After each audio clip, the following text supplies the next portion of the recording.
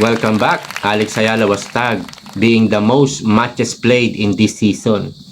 Siya po yung may pinakamaraming laban this 2026 WTA Tour.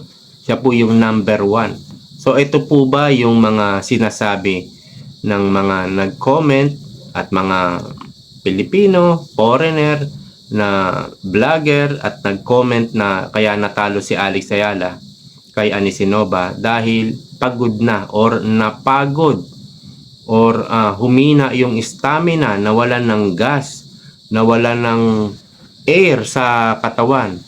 Yan daw po yung mga dahilan na kaya natalo si Alex Ayala. At ito po ba yon? Dahil si Alex Ayala po pala ang number 1 leading na may pinakamaraming laban. Ito po yung detalye.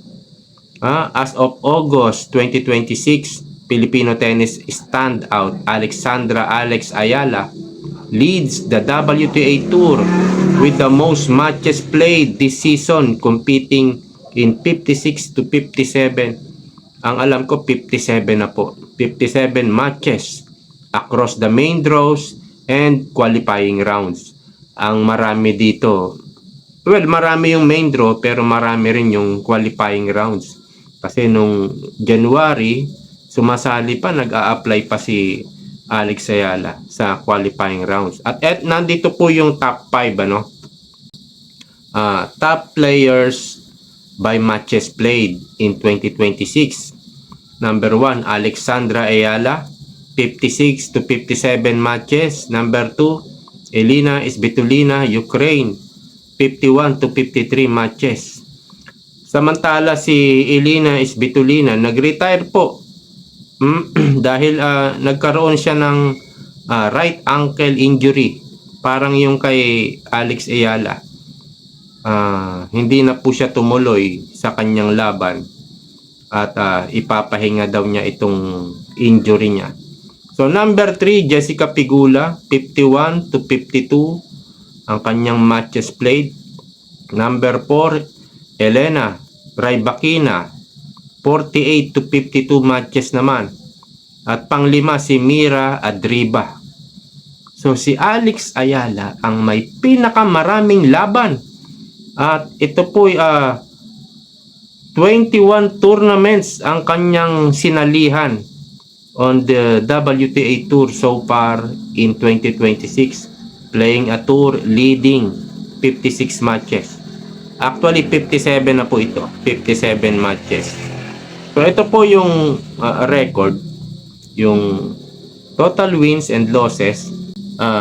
Pang-5 po si Alexandra Ayala. Number 1 ay si Jessica Pegula, 40 wins ang total wins niya at ang estimated losses 11 to 12. Pareha sila ni Svitolina, 40 rin ang wins. So sila yung may pinakamaraming panalo this season as of August. At ang losses niya ay 11 to 13. Number 3, Elena Rybakina, 39 wins and 9 to 13 losses. Tapos Mira Adriba, number 4, 38 wins, estimated losses 12 to 13. At pang-5 si Alexandra Ayala with 37 wins, 19 to 20 loss. Actually 20 na po ito. 20 loss na siya. So yan po ang laging sinasabi ng mga nag-i-interview kay Alexander Ayala na siya yung Alexandra Ayala. Siya yung leading sa matches played. At sabi ng iba, doon daw sa laban ni Anisimova, napagod daw sa bandang huli. Ganyan din yung sinabi po kay Belinda Bencic, sa laban niya kay Belinda Bencic, napagod daw. Doon medyo naniniwala ako, no. Dito naman sa Cincinnati, hindi ko alam. Hindi ko po alam kung ano yung real score. Pero kung napagod nga ba, naubusan ng hangin, naubusan daw ng gas, humina yung stamina, mahina yung endurance. Kapag ganun po, may problema si Alex Ayala. Dahil hindi naman to basketball na kapag pagod na yung isang player, pwede substitution. Palitan ka muna, magpahinga ka muna dyan. Hindi pwedeng ganun eh. Kasi sa tennis, siya lang ang lalaban eh.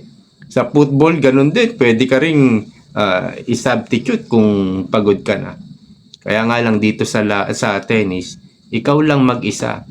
So, kailangan mong palakasin. Kung yan ang sinasabi nilang dahilan, dahil napagod, kailangan niyang palakasin yung kanyang endurance, no?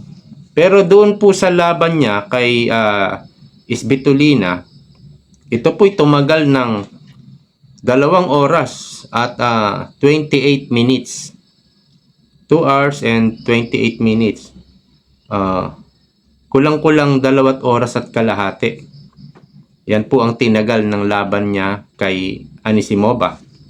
Dito naman kay Iga Swiatek, doon sa laban niya sa Wimbledon, tumagal ng 2 hours and 15 minutes.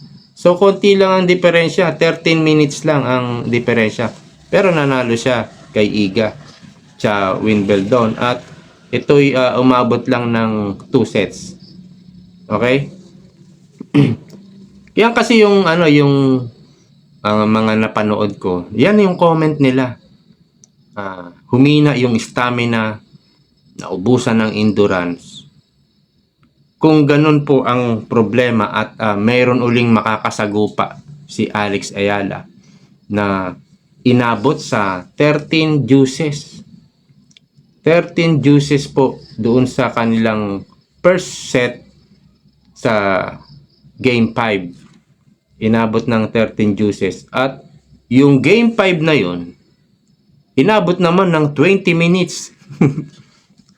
Yung puro advantage Anisimova, tas majujus, advantage Ayala, tas majujus. 13 juices. At yung game na yun, inabot ng 20 minutes. Nakuha ni Alex yun. Nakuha ni Alex. Ang daming pagkakataon ni Alex Ayala na manalo. Nung second set, dumamang siya ng 3-2. And 40 love sa service pa niya. 40 love. Isang points na lang, magiging 4-2 na. Akalain mo na overtake ito ni Anisimova. At naging all 3. No? At naging 6-4 bandang huli. So panalo si Anisimova sa second set. At nung third set, nakauna tayo, 2-0. And then napako na tayo doon. Ang dami nating opportunity para manalo. At yan nga yung isa sa yan nga yung mga sinasabi ng mga nag-comment. Kahit foreigner, naubusan daw siya ng stamina. Napako na sa score 2. Pero kung ako po ang tatanungin, hindi ko talaga alam. Ayoko namang kontrahin yung mga nagko-comment na napagod. Kasi ang alam naman natin, pare-parehas naman silang nagtitraining. Di ba? Pare-parehas silang nagtitraining at alam nila na pwedeng tumagal ng 3 oras ang isang laban sa tennis. So, dapat kayanin yun. At dapat nun, pagtapos ng laban na yon, hindi ka pa gaanong pagod. Kumbaga, hindi ka 100% na drain. So, ganun dapat ang maging training ni Alex Ayala dito sa paghahanda niya sa US Open. Pero maganda rin talaga na mag-skip siya kasi parang walang pinalampas na tournament si Alex Ayala. 21 tournament. 2 lang ata silang nakapaglaro sa 21 tournament. Ito po, may papakita ako sa inyo. Kaya lang medyo ano to eh, medyo maliliit yung sulat.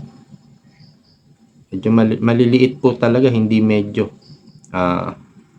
Subukan natin. Hindi ko pa makita. Maliliit ang sulat. Ewan ko lang kung makikita nyo. Ayan yung data, pero saka ko na siguro saka na natin talakayin yan. Gusto ko lang gawing halimbawa si Iga Swiatek. Si Iga po ay pinaiyak ni Alex doon sa Wimbledon. After that, nagpahinga siya. Kasi wala naman talagang ibang tournament. Kundi yung Washington DC lang. Doon lang. Nagpahinga siya mula sa pagkatalo. Pero nung lumaban na siya sa Toronto, akalain mo nag-champion siya. Nag-champion. So, anong ibig sabihin po nun? Dahil ba nakapagpahinga siya? Hindi po. Yung pagkatalo po. Yung pagkatalo, yun yung nagbigay sa kanya ng kailangan niyang bumangon. At nagpursige siya. Nakikita ko yung training. Meron sa sa social media, yung training ni Iga. Ang galing, ang ganda. Ang ganda ng pagtitrain sa kanya. Kaya naman bumawi siya. Siya ngayon ang nag-champion sa Toronto Open. So siguro yun yung maganda. No, kailangan mong matalo muna, no? At maramdaman yung sakit. Si Iga nga umiyak pa eh. Pero bumawi siya. So ganon talaga sa mundo ng tennis. Hindi palaging ikaw ang nananalo. Hindi palaging ikaw ang champion. Babawi yan, I'm sure. Sa US Open, sana makabawi siya. Pero alam ko, babawi yan si Alex.